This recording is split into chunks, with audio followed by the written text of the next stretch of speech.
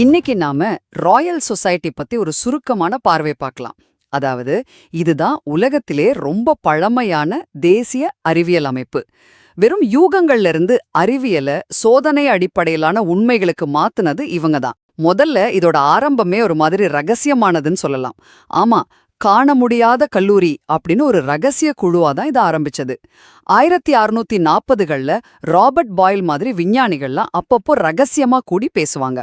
அப்புறம்தான் நவம்பர் 28, 1660ல இந்த குழுவை சேர்ந்த 12 பேர் சேர்ந்து அதிகாரப்பூர்வமா இந்த அமைப்பை நிறுவனாங்க.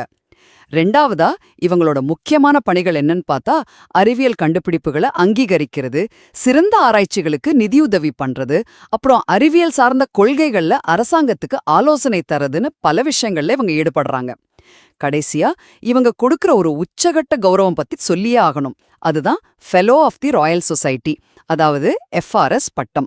ஒவ்வொரு வருஷமும் அறிவியல், மருத்துவம், பொறியியல்னு பல துறைகள்ல பங்களிச்ச 52 பேருக்கு மட்டும்தான் இந்த கௌரவம் கிடைக்கும்.